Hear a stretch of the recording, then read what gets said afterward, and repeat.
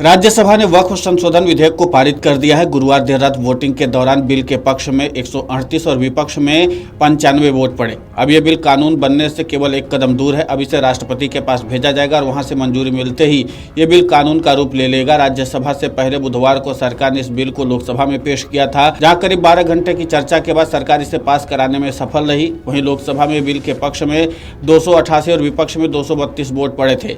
राज्यसभा में चर्चा के दौरान विपक्षी दलों ने इसका पुरजोर विरोध किया। कांग्रेस समेत विपक्षी दलों के नेताओं ने इसे असंवैधानिक बताया। कांग्रेस के अध्यक्ष मल्लिकार्जुन खड़गे ने कहा कि इस बिल में कई खामियां और कमियां हैं। सरकार इस बिल को मुस्लिम समुदाय को परेशान करने के लिए लेकर आई है। उन्होंने कहा कि वक्फ बोर्ड को लेकर कानून पहले से है, उसमें बदलाव किया जा सकता है, नए बिल की जरूरत नहीं है। खड़गे ने सरकार से बिल वापस लेने की अपील भी की। वहीं समाजवादी पार्टी के नेता और राज्यसभा सदस्य रामगोपाल यादव ने वक्फ की चर्चा पर हिस्सा लेते हुए इसका विरोध किया। उन्होंने कहा कि सरकार को उदार बने रहना चाहिए। स्थिति बिल्कुल साफ है कि सारे धर्मों के साथ समान व्यवहार होना चाहिए।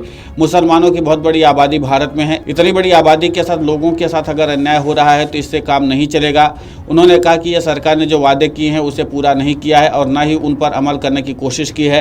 रामगोपाल यादव ने कहा कि जब सरकार ने सारी संपत्ति को बेच ली है तब देखा गया कि अब संपत्ति कहां बची है। ऐसा मत कीजिए। ये देश सबके सहयोग से ही आगे बढ़ सकता है और बढ़ेगा। वक्फ बिल पर चल रही चर्चा के दौरान बीजेपी ने विपक्ष के आरोपों का कड़ा जवाब दिया। बीजेपी नेता सुधांशु त्रिवेदी ने विपक्ष के विरोधी रुख पर अपनी प्रतिक्रिया व्यक्त करते हुए कहा कि सरकार ने इस बिल को लेकर ईमानदारी से काम किया है और मुस्लिम समाज के कल्याण के लिए इसे प्रस्तुत किया गया है।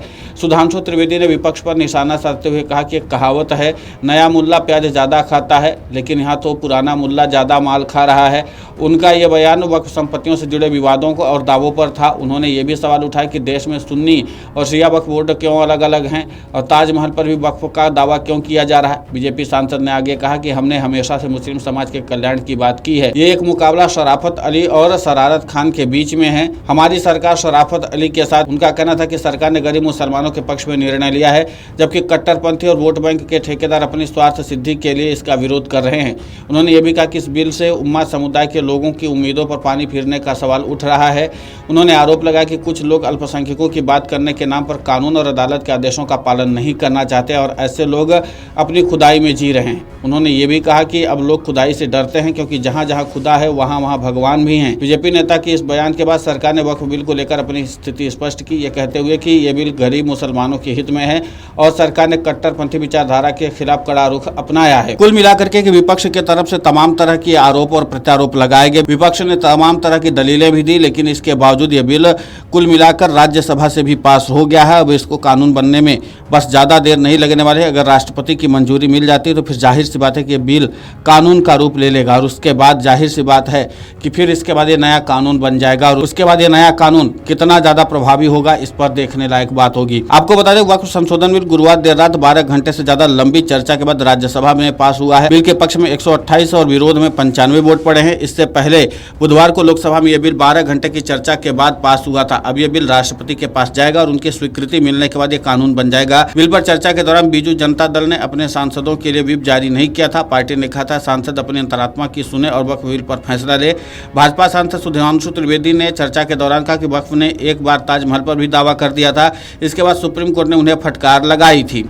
अब कुल मिलाकर अल्पसंख्यक कार्य मंत्री किरेन रिजिजू ने कहा कि व्यापक चर्चा के बाद तैयार किए गए इस बिल को जेपीसी के पास भेज दिया गया था और जेपीसी के बाद बुधवार देर रात तक चर्चा के बाद इस बिल को लोकसभा से पारित कर दिया गया। संशोधित बिल में हमने ट्रांसपेरेंसी, अकाउंटेबिलिटी और एक्यूरेसी पर केंद्रित बदलाव किए हैं, जो आम मुसलमानों को काफी ज्यादा लाभ होगा। अब देखना होगा कि जिस तरीके से बिल पास हुआ उसके बाद इसमें कानून बनने के बाद भी क्या इसका विरोध इसी तरीके से विपक्षी दल करते हैं या नहीं। वीडियो डेस्क कमरुजाला.com। अगर आप ये वीडियो YouTube पर देख रहे हैं तो हमारे चैनल को सब्सक्राइब कर बेल आइकन दबाएं और Facebook पर देख रहे हैं तो हमारे पेज को लाइक करें।